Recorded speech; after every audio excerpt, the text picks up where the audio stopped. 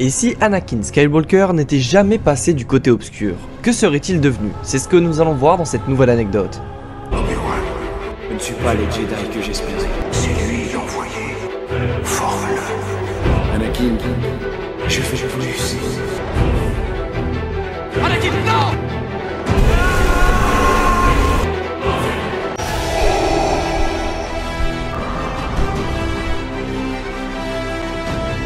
Alors ce que je vais vous raconter tient uniquement de l'imaginaire et de simples théories que j'ai pu moi-même imaginer.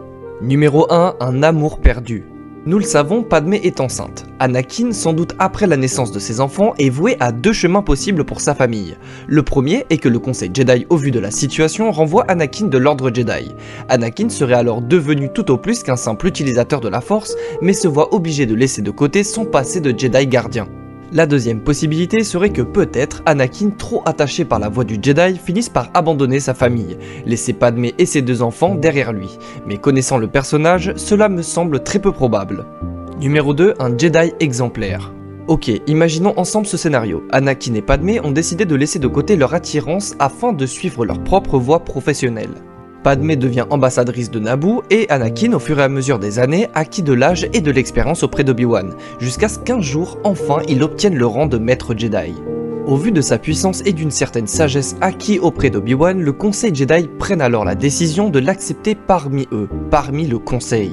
Anakin serait alors devenu celui qu'il a toujours voulu être, un puissant Jedi ayant une place au Conseil.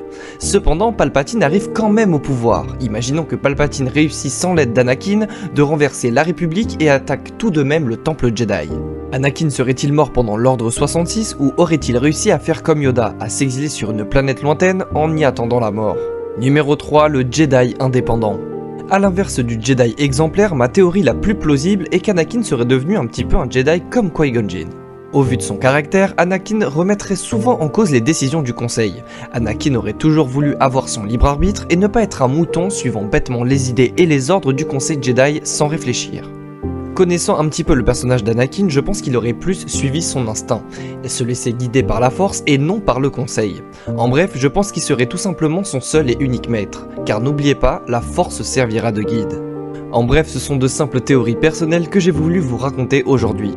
D'ailleurs, n'hésitez pas, vous, à me raconter vos propres théories en commentaire, parce que honnêtement, j'ai vraiment hâte de les lire.